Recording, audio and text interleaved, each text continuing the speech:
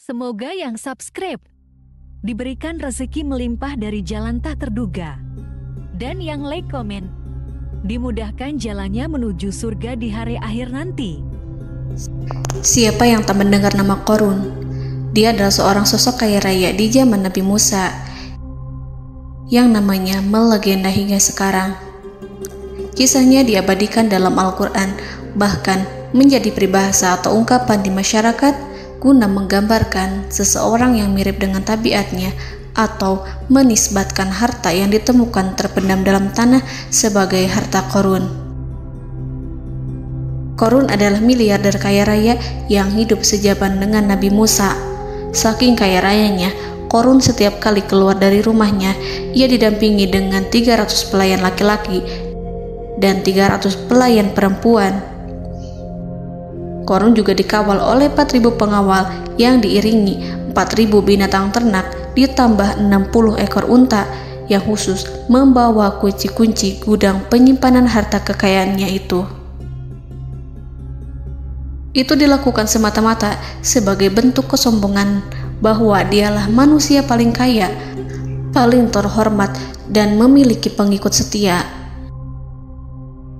Ia merasa lebih mulia dibandingkan Nabi Musa alaihissalam. Orang-orang tentu saja akan penasaran seberapa banyak harta kekayaan Qorun jika pengawal dan pembawa kunci gudang kekayaannya sebanyak itu. Lalu berapa banyakkah harta yang dimiliki Qorun yang disimpan di dalam gudangnya tersebut? Sebelum saya melanjutkan, dimohon untuk menonton video ini sampai selesai supaya tidak ada kesalahpahaman dalam memahami isi cerita, serta mohon bantu channel ini semakin berkembang dengan cara tekan subscribe dan silakan tinggalkan like serta komen positifnya. Semoga dukungan pemirsa Risalah Kehidupan bernilai pahala dan menjadi wasilah dimudahkannya segala urusan pemirsa sekalian. Pemirsa Risalah Kehidupan, di zaman sekarang banyak orang yang mengistilahkan rezeki yang tak terduga dengan istilah harta Qorun. Lalu dari manakah sumber harta kekayaan Qorun yang sangat luar biasa itu? Serta di manakah Qorun dan hartanya ditenggelamkan? Siapakah Qorun dan bagaimana kisahnya dengan Nabi Musa? Qorun merupakan kaum Nabi Musa alaihissalam. Disebutkan oleh Ibnu Jurayj, nama lengkap Qorun adalah Qorun ibnu Yashar, ibnu Qahis, ibnu Lawi, ibnu Yakub. Ia merupakan putra paman atau sepupu Nabi Musa alaihissalam. Pasalnya, Nabi Musa alaihissalam sendiri adalah putra Imran, sedangkan Imran adalah putra Qahis. Dengan kata lain, Qorun masih satu kakek dengan Nabi Musa alaihissalam, yakni kakek Qahis. Ia adalah umat Nabi Musa yang taat. Tidak hanya memiliki banyak harta, Qorun juga termasuk orang yang cerdas dan berilmu. Ia menguasai ilmu duniawi dan ilmu ukhrawi, dan tercatat bahwa Qorun adalah ahli di bidang kimia. Dirinya tercatat sebagai ahli kitab Taurat setelah Nabi Musa. Kepandaian Qorun dalam ilmu agama membuat dirinya sering disebut dengan ilmu nawir, atau orang yang memberi cahaya dan penerangan. Suaranya terkenal merdu dalam membaca kitab Taurat. Selain itu, Qorun juga lihai dalam berbisnis.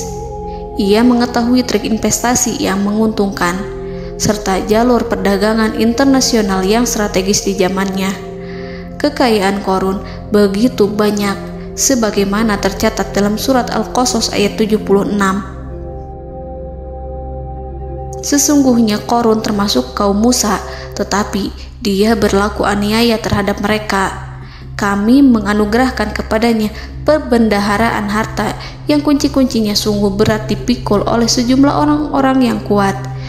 Dalam riwayat Kaisamah disebutkan, kunci gudang kekayaan Qorun dibutuhkan 60 bigol atau sejenis kuda kecil. Ukuran kuncinya sebesar jari, bahannya terbuat dari kulit, dan setiap kunci digunakan untuk satu gudang. Maka keluarlah Qorun kepada kaumnya dalam kemegahannya. Para ulama tafsir menjelaskan Qarun keluar dengan mewah diiringi dengan 300 gadis berbaju merah dan 4.000 kendaraan kuda.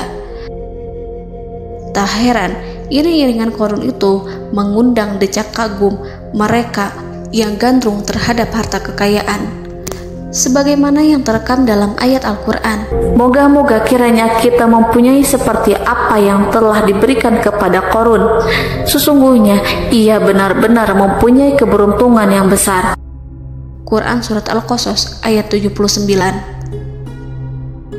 Namun tak sedikit kaumnya yang mengingatkan.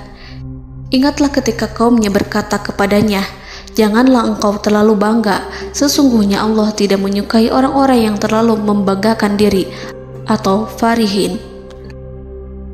Ulama menafsirkan istilah farihin di sana juga berarti takabur, zolim, berbuat kerusakan, arogan, dan tak mau bersyukur terhadap nikmat. Qarun dikisahkan memiliki ribuan kuda yang berisikan emas dan perak.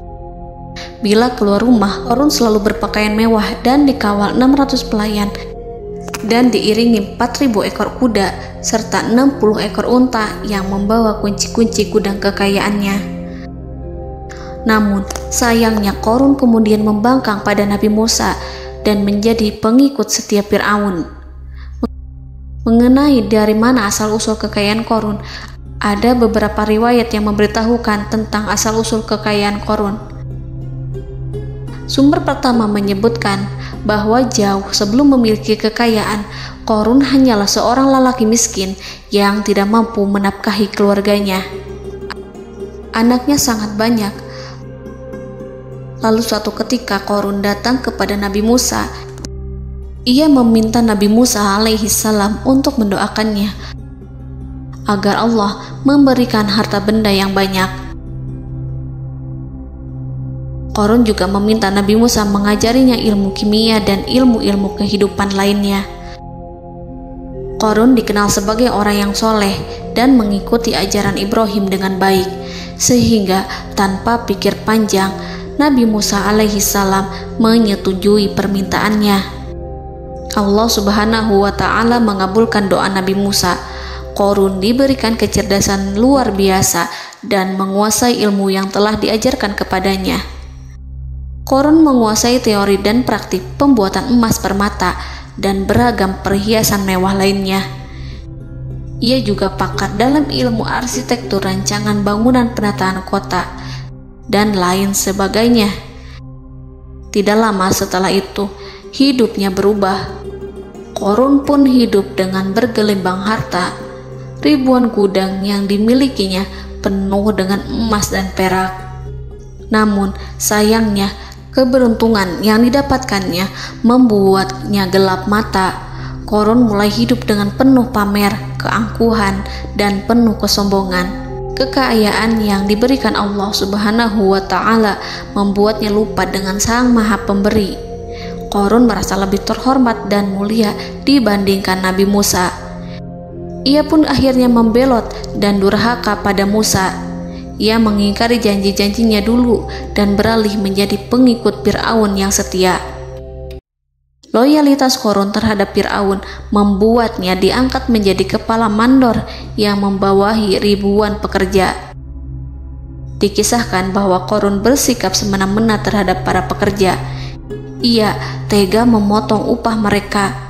Ia melakukan korupsi demi membangun istana dan kemegahannya sendiri, dan untuk membangun gudang-gudang penyimpanan harta yang telah ia kumpulkan jauh-jauh hari. Ketika datang perintah zakat, Nabi Musa alaihi salam pergi menemui Qarun dan memerintahnya mengeluarkan zakat sebesar 1 dinar dari setiap 1000 dinar hartanya, 1 dirham dari setiap 1000 dirham, 1 kambing dari setiap 1000 kambing, dan seterusnya. Setelah Qarun menghitung seluruh hartanya, ternyata jumlah zakatnya sangat besar. Kekikirannya pun mulai menghalangi hatinya untuk mengeluarkan zakat. Qarun enggan membayar zakat ketika Nabi Musa alaihissalam menagih zakat yang diperintahkan oleh Allah untuk ditunaikan olehnya. Ketika Qarun dimintai zakat, ia langsung marah dan tidak memberikan sedikit pun kekayaannya. Dia berpikir bahwa harta kekayaan yang dimilikinya didapat dari hasil kerja dan usahanya, dan tidak ada kaitannya dengan siapapun, termasuk Allah Subhanahu wa Ta'ala. Janji Qarun untuk lebih taat beribadah dan membantu sesama jika diberi kekayaan oleh Allah dilupakannya.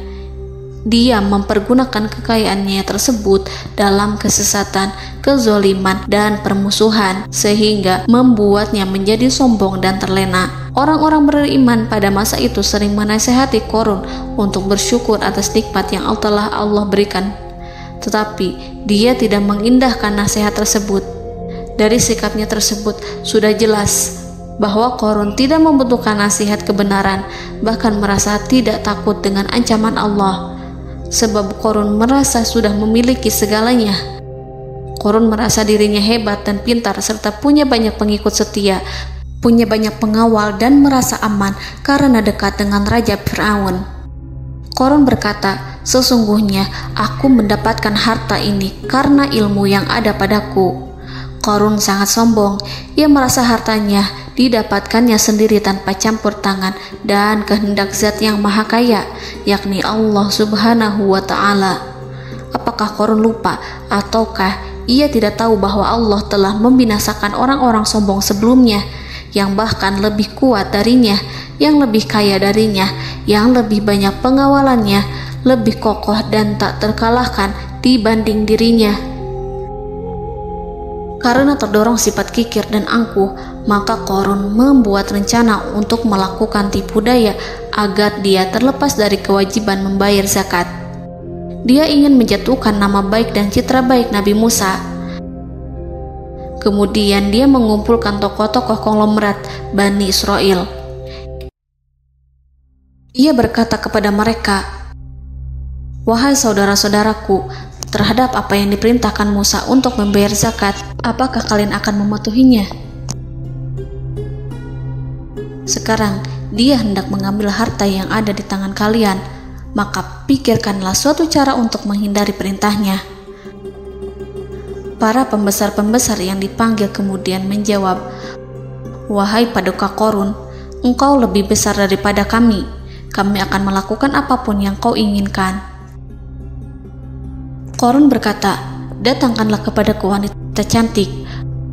Aku akan memberinya hadiah besar jika ia berhasil menggoda dan memfitnah Musa." Ketika wanita cantik yang diinginkannya datang, Qarun memberikan kepadanya uang muka sebagai jaminan. Ia akan membayarkan seluruh yang dijanjikannya ketika berhasil menjalankan misinya. Bukan hanya itu, Qarun pun berjanji akan menjadikan wanita ini sebagai istrinya. Keesokan harinya, Qarun mengumpulkan Bani Israel. Setelah itu, Qarun menghadap kepada Nabi Musa seraya berkata, "Orang-orang menanti kedatangan Anda, sampaikanlah saran dan nasihat kepada mereka." Nabi Musa kemudian keluar dari rumahnya. Ia mulai menyampaikan nasihat pada umatnya. Di antara nasihatnya, beliau berkata, "Barang siapa yang mencuri, aku akan memotong tangannya. Barang siapa yang memfitnah, aku akan mencambuknya sebanyak 70 kali. Barang siapa yang tidak mempunyai istri dan dia berbuat zina, maka aku akan mencambuknya sebanyak 70 kali. Adapun barang siapa yang memiliki istri dan ia berbuat zina, aku akan rajam dia sampai mati." Qarun kemudian berkata, "Apakah ini juga berlaku untuk Anda jika Anda sendiri yang berbuat zina? Apakah Anda akan menerima hukumannya?" Kemudian Nabi Musa menjawab, "Ya, meskipun saya sendiri yang melakukannya." Maka kemudian Qarun memanggil wanita yang telah dibayarnya. Wanita itu berdiri di depan Nabi Musa dan Bani Israel yang telah berkumpul, mengaku sedang hamil karena berhubungan badan dengan Nabi Musa. Maka marahlah Nabi Musa atas fitnah kejam yang diarahkan kepadanya. Kemudian Nabi Musa melakukan sholat 2 rakaat, lalu mendatangi wanita itu dan menyumpahnya agar mengatakan siapa yang menyuruhnya. Wanita itu menjadi ketakutan. Ia bergemetar di depan Nabi Musa dan mengaku bahwa yang menyuruhnya adalah Qarun. Lalu wanita itu bertaubat dan meminta maaf kepada Nabi Musa. Seketika Nabi Musa bersujud seraya berdoa kepada Allah agar menimpakan azab kepada Qarun. Allah memberi wahyu kepada Musa bahwa bumi telah dijadikan tunduk kepada perintah Nabi Musa. Kemudian Nabi Musa berkata kepada bumi, "Wahai bumi, telanlah Qarun beserta kekayaannya, habiskanlah semua." Kala itu Allah menurunkan wahyu kepada Musa alaihissalam untuk memerintah bumi apapun yang diinginkannya. Begitu Nabi Musa alaihissalam datang dengan wajah sangat marah, barulah Qarun merajuk, "Wahai Musa, sayangilah aku." Sementara Nabi Musa alaihissalam tak bergeming. Beliau lantas berkata pada bumi, "Wahai bumi, ambillah mereka." Seketika rumah Qarun mulai bergetar. Qarun dan antek-anteknya mulai dibenamkan hingga bagian lututnya. Rumahnya ikut turun sedalam lutut. Qarun kembali merajuk, "Sayangilah aku Musa." Rumahnya kembali berguncang. Kini Qarun dan kawan-kawannya kembali terbenam hingga pusar. Demikian pula rumahnya. Qarun terus merajuk, "Wahai Musa, sayangilah aku." Sementara Nabi Musa alaihissalam kembali meminta bumi, "Wahai bumi, ambillah mereka." Rumah Qarun berguncang lagi, sementara Qarun dan kawan-kawannya terus terbenam hingga bagian tenggorokannya. Demikian pula rumahnya. Qarun lagi-lagi menjerit, "Wahai Musa, sayangilah aku." Namun Nabi Musa alaihissalam tak bergeming. Beliau terus meminta bumi menelannya hingga akhirnya Qarun dan kawan-kawannya hilang seluruhnya ditelan bumi. Tak lama setelah itu Allah berkata, "Wahai Musa, apa yang membuatmu bersikap demikian? Padahal demi kemuliaanku, andai dia Qarun berdoa kepadaku, niscaya aku akan rahmati. Maka kami benamkan dia beserta rumahnya ke dalam bumi, maka tidak ada baginya satu golongan pun yang akan menolongnya selain Allah, dan dia tidak termasuk orang-orang yang dapat membela diri." Quran Surat Al-Qasas ayat 81. Lalu di manakah lokasi ditenggelamkannya Qarun beserta harta bendanya? Konon berdasarkan kepercayaan beberapa masyarakat setempat, Qarun ditenggelamkan di sekitar sungai atau danau Moris yang terkenal di kota Payom, negara Mesir. Qarun konon mendirikan istana dan di tempat itu pula ia ditenggelamkan. Dahulu, Qarun berkeinginan membangun sebuah istana, namun tidak diizinkan oleh Fir'aun jika istana itu dibangun di samping istana Fir'aun. Terlebih, Qarun juga tidak ingin membangun istana di tengah pemukiman Bani Israel yang terletak di tanah Jasan. Fir'aun pun memberikan tanah di wilayah Fayom. Kemudian di tepi sungai Payom inilah Qarun membangun istananya yang megah, dan di dalamnya ia membangun Al-Khunuj, gudang penyimpanan harta berisi emas dan perak. Salah satu bukti arkeologis yang dapat dijumpai di lokasi tersebut adalah runtuhan bangunan yang diduga sebagai tempat tinggal Qarun yang berjarak sekitar 2 km dari Danau Qarun. Menurut beberapa sumber, bangunan yang masih berdiri kokoh tersebut adalah benteng yang dibangun oleh Qarun. Namun ada juga yang mengatakan bahwa bangunan tersebut adalah tempat tinggalnya. Wallahu a'lam. Semoga kita semua dijadikan orang yang Allah mampukan menjadi orang kaya namun tidak seperti Qarun,